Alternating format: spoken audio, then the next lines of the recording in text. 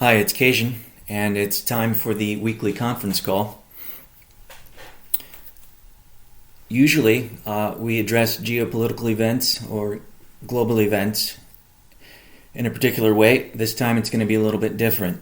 There's a global pandemic, as everyone has heard, I'm sure. There is a virus.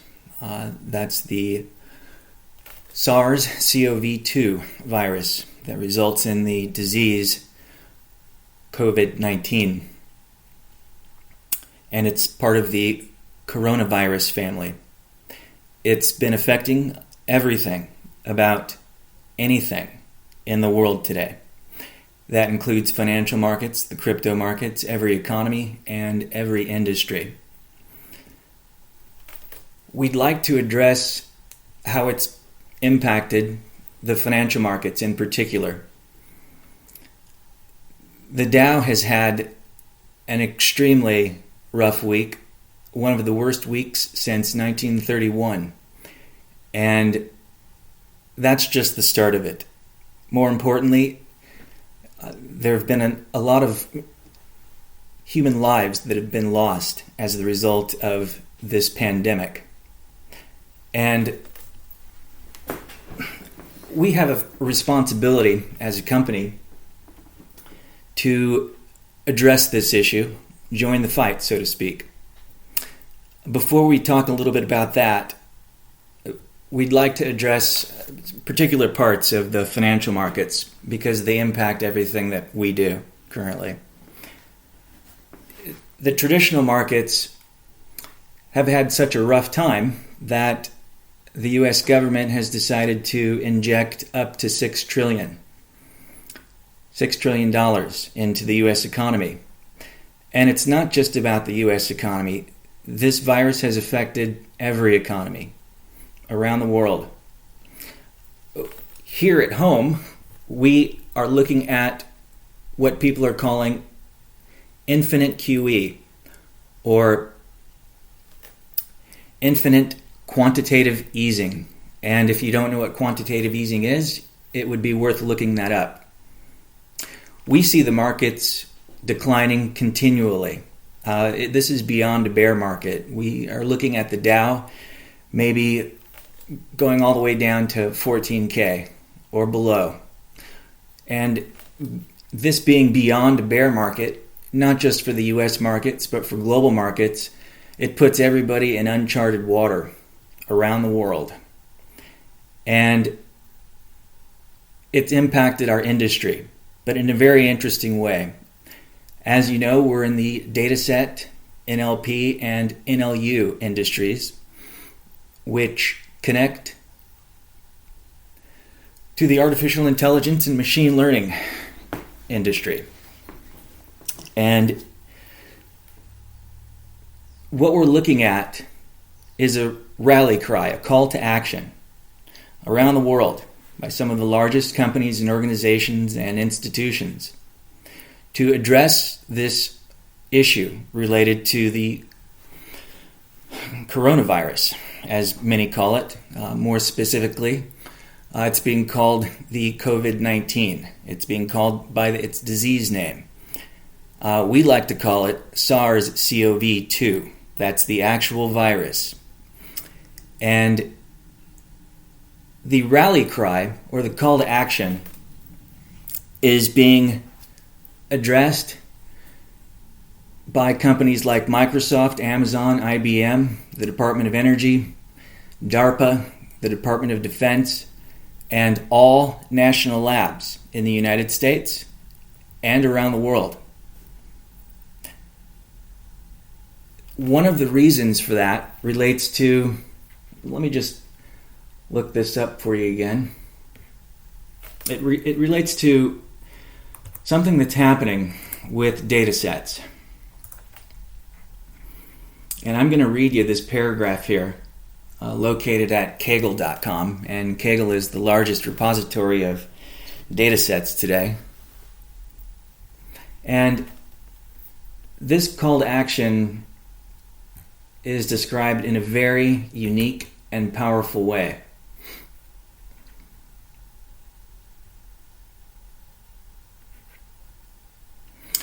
the description, well, first off, the Allen Institute for AI is leading this effort. The Allen Institute for AI is located in Washington State, and it was initially founded by Paul Allen.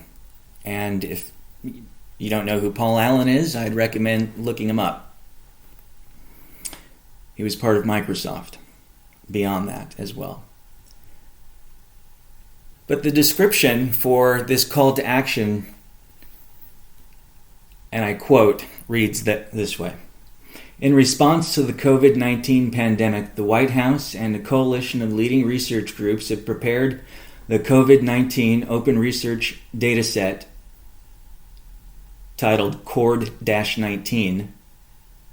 CORD-19 is a resource of over 44,000 scholarly articles, including 29,000 with full text, about COVID-19, SARS-CoV-2, and related coronaviruses. This freely available dataset is provided to the global research community to apply recent advances in natural language processing and other AI techniques to generate new insights in support of the ongoing fight against this infectious disease. There's a growing urgency for these approaches because of the rapid acceleration in new coronaviruses, in new coronavirus literature, making it difficult for the medical research community to keep up. End of quote. This directly impacts what we do, this call to action. That means that as leaders in the field of natural language processing and natural language understanding, we're going to apply our skills here, and we're going to address this. We're going to talk a little bit more about this as we talk about our PR and IR strategy. But before we get into that, let's talk a little bit about the crypto industry, as we usually do. So the ripple effects of this pandemic have caused the financial markets, the traditional markets, to completely crash. And that means that people have gone cash. And they've gone cash because they feel that cash is a safe haven. They feel that cash is king. And this goes all the way back to 1929, when people used to put cash under their mattresses, trying to protect it. Well, cash is king only temporarily. It has to be put to work. We see it being put to work in crypto. A portion of this cash will be put to work in crypto. We also see the decoupling of BTC, which BTC was impacted. Most of crypto was impacted when the financial markets began to crash. But BTC and the rest are holding strong right now. And it looks like they're breaking the umbilical. In terms of our customers, partners, and collaborators, they remain the same: Amazon, Microsoft, and Bloomberg. We're going to take a particular focus on Amazon and Microsoft because they've also joined this call to action in terms of fighting this virus, laying down all their resources, all that they can, to make sure that this battle or this war is won against this pandemic that's affecting all humanity. Now, some might ask, if we join this fight, how is it going to impact our revenue? Well, it's definitely going to impact our revenue. It's going to impact our revenue goals. But we see that in a good way. This will give us a chance to showcase what we can do and who we are. And that's why we'll be talking to the world about what we can do in this area. Primarily for the reason that what we're doing is providing value during this fight. We have tools, we have weaponry that can be used, and that's what we're going to provide. But at the same time, like I mentioned, it will be a chance for us to showcase our abilities, and that will connect to revenue. We'll make sure of it. In terms of our products and product strategy, we're clearly going to take a refined approach right now, and we are. There's been an explosion of data related to the coronavirus, COVID-19, and we're going to bring that data in, and that includes the 44,000 peer-reviewed, non-peer-reviewed publications that are coming out, papers. We're going to bring those in, and we'll be creating a search engine for them. I'll talk a little bit more about that in just a bit. So in terms of this connecting to our PR and IR strategies, which we have always talked about, it has changed things a bit for us. It's changed things for everyone. These recent global events have shifted our PR and IR strategy. But we know how to adapt. And that's what we're doing. That means that we've got 3 data sets that we're going to focus on, and they're ready to be delivered. The first data set is a data set that supports a search and discovery engine for COVID-19 research papers, including the 44,000 mentioned.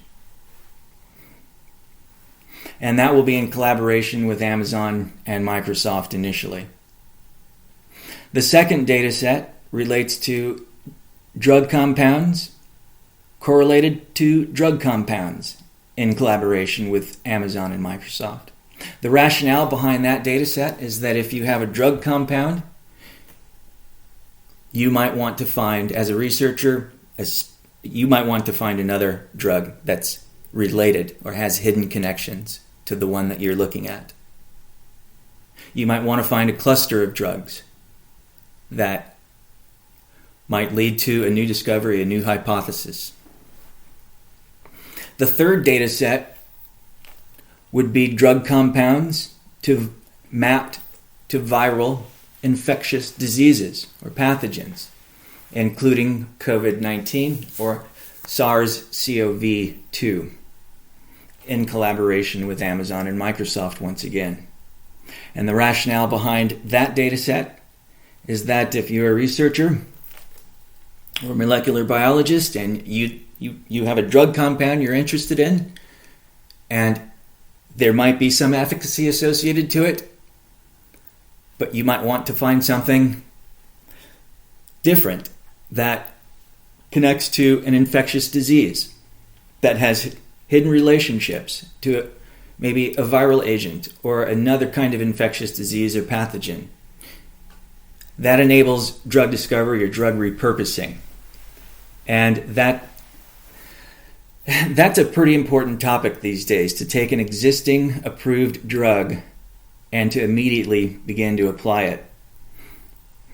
One of the reasons for that is that if you look at vaccines today, it's going to take over a year to enable a vaccine that has any kind of impact. So drug repurposing and drug repositioning is where everyone is focusing right now to attack this virus. And so that's where we are too. Now we have a dataset contact at Bloomberg. That's primarily on the financial alternative dataset side. And we're going to move things around a little bit. We're going to let our contact know that we have got datasets in collaboration with Amazon and Microsoft that will contribute to the battle, the war against SARS-CoV-2 and COVID-19, the resulting disease. So for us, it's about communicating to the world that these data sets can be used by themselves, or they can be used to augment existing data sets they have. We're also going to be waiving our subscription fees for these kinds of data sets that relate to SARS-CoV-2, and we'll also provide a free VXV API wallet-enabled key for 3 months for anyone, any researcher, any scientist out there that is working to fight SARS-CoV-2. Our goal is to accelerate the process of discovery. That's in our mission statement. We'll talk more about that later as well.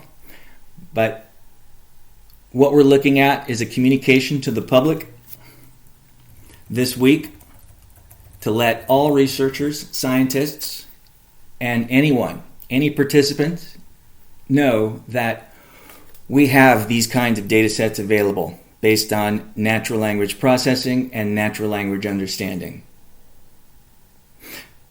One of the headlines we're considering would read, COVID-19 drug repurposing datasets now available in collaboration with VectorspaceAI and Microsoft. We intend to issue this press release this week. The first product, it will be based on the first product release, which is the search and discovery engine for drug compounds and infectious diseases, and anything that can be found within any of the documents or published papers, including the 44,000 articles that are part of the Open Research Dataset Challenge.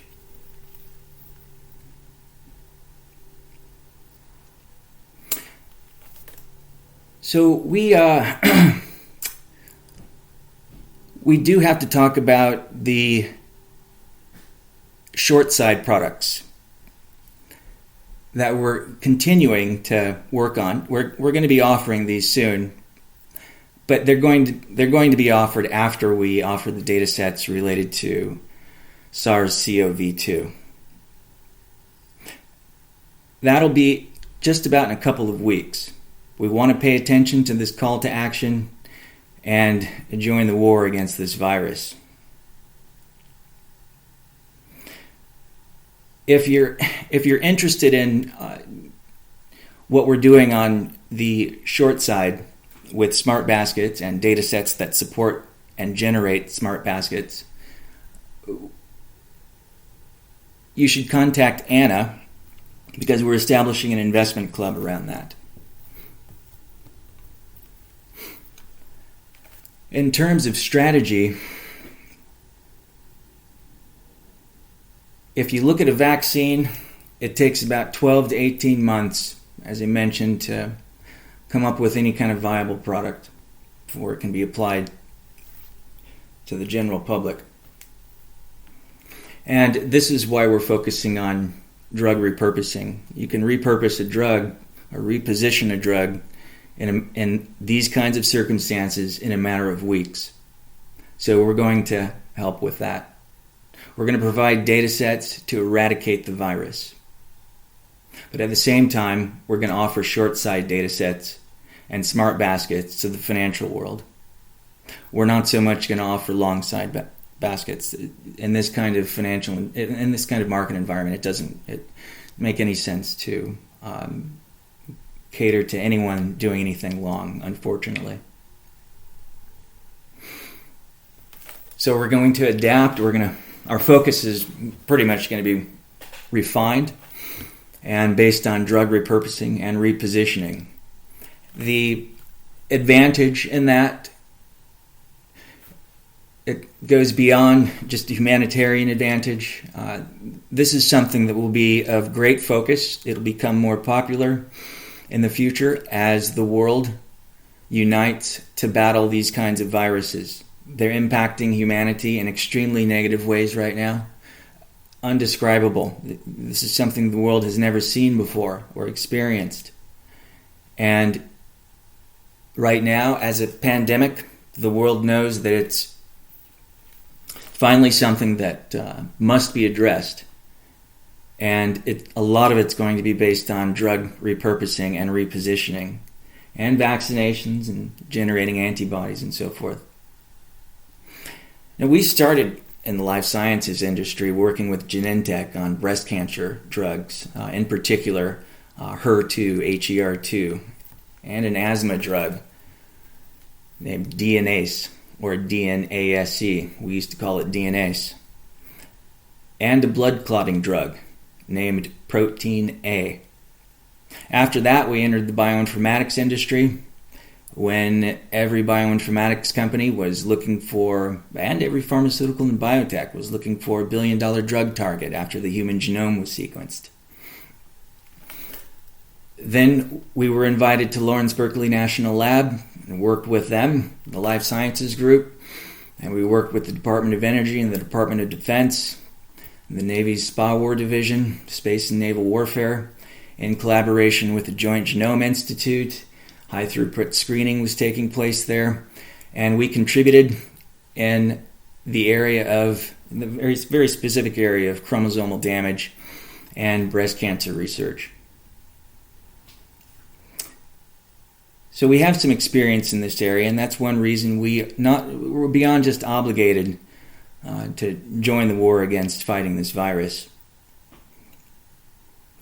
We've always specialized in looking at scientific literature, developing software and algorithms that would mine for data. Back then we called it data mining. Today we call it data science. In particular, back then it was called knowledge discovery, text mining. Natural language processing in its early days happened back then. It's completely changed today. But there's a lot of value, and that's why that call to action specifically asks for specialists in natural language processing. And that's what we are. So we've been given that charge before by Berkeley Lab and Genentech and within the bioinformatics industry to find hidden connections between genes, drugs, and diseases. We know a lot about that. So we're going to lend our resources, and we're going to essentially join the war against this virus in a way that we can also balance our resources and direct them toward our original goal at the same time, which is generating data sets for the financial markets.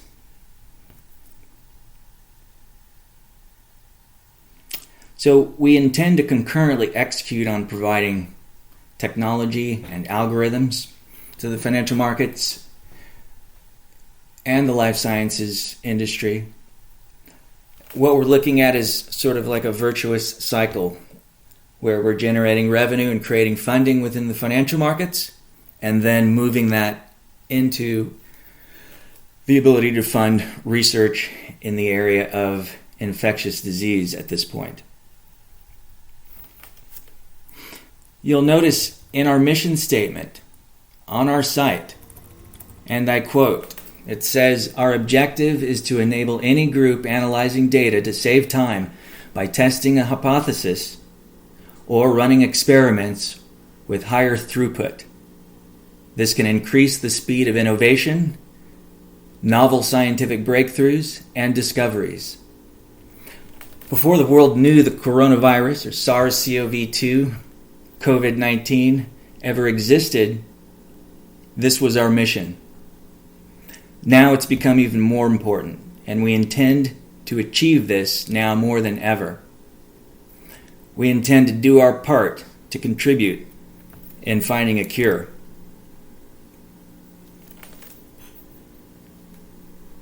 So at this point, we'd like to thank everyone in our community and on our team that's put in effort so far. And there's going to be a long road. It's going to be a rough road. But this is not something that's new to us. What's new to everyone would be the economic impact that has happened and how we're going to solve this or create a solution or find a drug in time so that we can limit the damage that's been done so far. So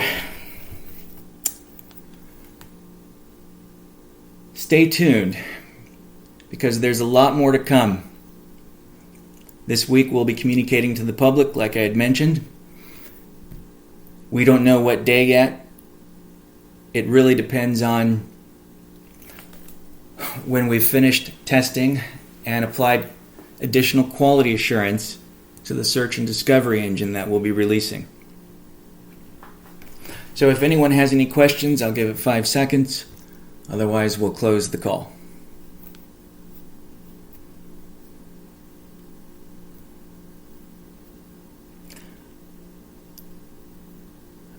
Okay, thanks for joining everyone, and we'll see you online. Bye-bye.